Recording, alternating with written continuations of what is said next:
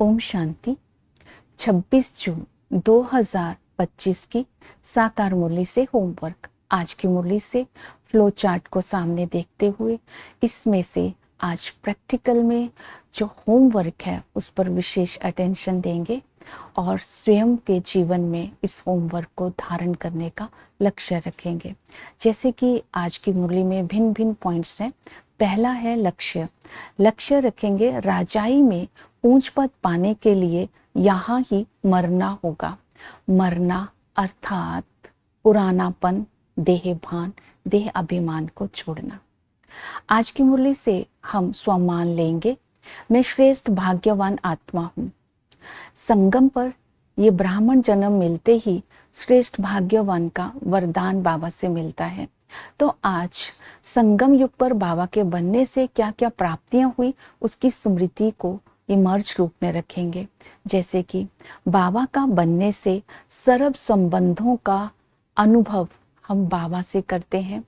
होली हंसों का संग मिलता है, अर्थात ब्राह्मण परिवार मिलता है। बाबा के बनने से ही ज्ञान धन मिलता है। इस श्रेष्ठ धन को यूज कर हम प्रकृति पर भी विजय प्राप्त कर लेते हैं।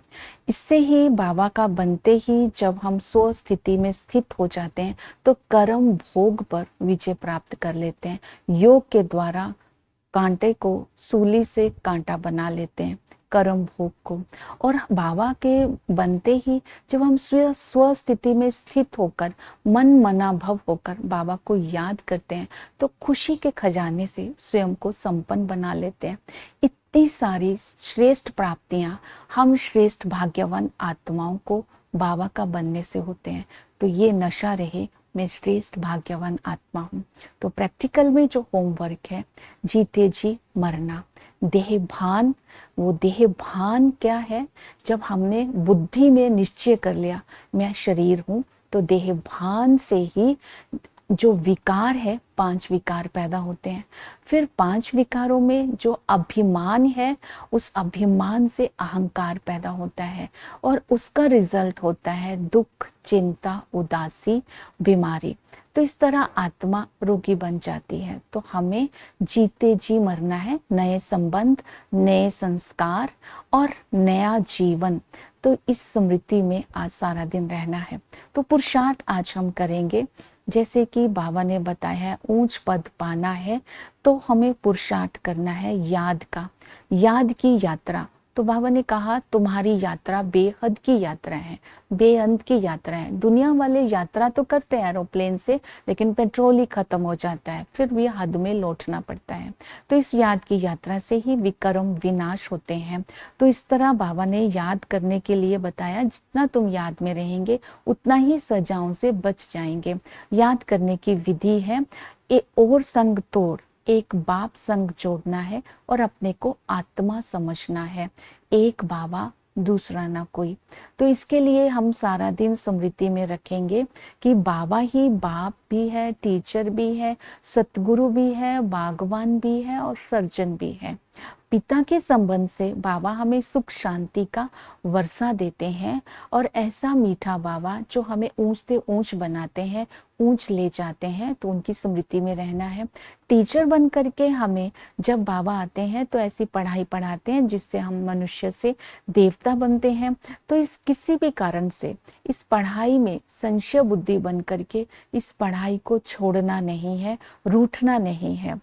क्योंकि बाबा ने कहा इस पढ़ाई से ही सदगति होती है, श्रेष्ठ बनते हैं। ये पढ़ाई श्रेष्ठ धन है, ये ज्ञान जैसा श्रेष्ठ धन जिससे हम ऊंच बनते हैं। बाबा ने कहा इस ज्ञान से हम मरना सीखते हैं। मरना किससे? देह भान से, देह अभिमान से मरना सीखते हैं। जब नॉलेज नहीं होती है तब देह भान में आकर के ही हम पाप कर्म करते हैं। तो इसलिए इस पढ़ाई को जरूर पढ़ना है। सतगुरु आकर के हमारी सदगति करते हैं, हमारे दुख हरते हैं, हमें पति से पावन बनाते हैं और पावन बना करके साथ ले जाते हैं। इसलिए उनको कालों का काल भी कहा जाता है। फिर बाबा ने कहा है बागवान आकर के हमें कांटों से फूल बनाते हैं। वही बाप हमारा अविनाशी सर्जन है, उस सर्जन से कुछ भी छिपाना नहीं है। वो सर्जन आकर के हमें ज्ञान इंजेक्शन देते हैं। हम जब उनसे अपनी बात करते हैं तो हमें समझानी देते हैं, सावधानी देते हैं। तो इस तरह जब हमें रजाई में ऊंच पद पाना है और मरना है, इस ज्ञान को धारण करना है, तो धारणा के लिए बाबा ने कहा याद और सेवा दोनों का बैलेंस रखना है, कभी भी रूठना नहीं है। अगर रूठेंगे तो सदगति से भी रूठ जाएंगे, गिरते रहेंगे और सजा मिलेगी। इसलिए कभी भी रूठना नहीं है और संशय बुद्धि नहीं होना है, संशय बुद्धि होकर भागंती नहीं होना है, सदा ही सहनशील बनना है। निंदा स्तुति दुख सुख मान अपमान में सहनशील बनना है। जब तुम बाप के पास आए हो, कभी कुछ चीज नहीं भी मिलती है, पट पर भी सोना पड़ता है, तब भी दुखी नहीं होना है। ये स्मृति में रहे, ये निश्चय रहे, हम बाप के पास आए हैं। तो इस तरह सहनशील और निश्चय बुद्धि बन करके रहना है। श्रीमत बाबा ने दी कि जो ब्रह्मा के द्वारा शिव बाबा श्रीमत देते हैं, ये भगवान की मत है। तो कोई भी बात हो तो बाप को रिपोर्ट करना चाहिए। जब बाप को रिपोर्ट करते हैं तो बाबा सावधानी देते हैं। सावधानी देने से हमारे वो पाप कर्म नहीं होते। अगर हम रिपोर्ट नहीं करते हैं तो पाप बढ़ जाता है। तो इसलिए बाबा ने ये सारी बातें बताई, संग से अपनी संभाल करने के लिए, बाबा के साथ सर्व संबंधों का अनुभव करते रहना है।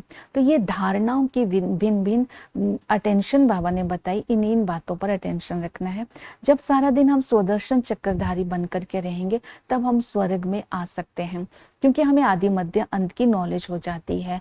आदि में राजा और रंक दोनों ही पवित्र होते हैं, वहां पतित विकारी नहीं होते हैं, सुख ही सुख होता है और वहां पर एक ही धर्म होता है। तो जैसे ही मध्य में आते हैं तब राजा और रंक दोनों ही दुखी होते हैं, देहभान होता है, अभिमान होता है, दुख होता है, भक्ति भी करते हैं लेकिन सीढ़ी नीचे उतरते आते हैं।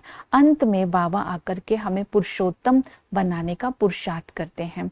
और इस तरह वैराग्य बुद्धि में रखना है, जो कुछ इन आंखों से देख रहे हैं सब कुछ स्वाहा हो जाना है। इस साइंस के बल से ही ये विनाश नूंधा हुआ है। बाबा ने कहा जब ये सब कुछ स्वाहा हो जाएगा तो आधा कल्प के लिए ना यज्ञ होगा, ना लड़ाई होगी। यहाँ किसी के पास जो कुछ भी है वो मिट्टी में मिल जाना है।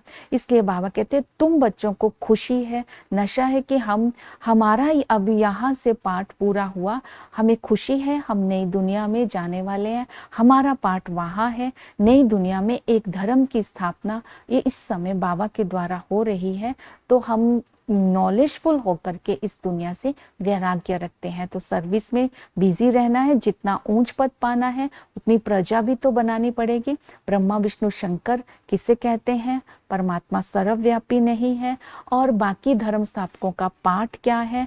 ड्रामा में मुख्य एक्टर कौन है? बड़े से बड़े बाप की बायोग्राफी को भी बताना है और ये भी बताना है कि सर्व धर्म, इस सत्य धर्म की स्थापना एक बाप के द्वारा ही होती है। ओम शांति।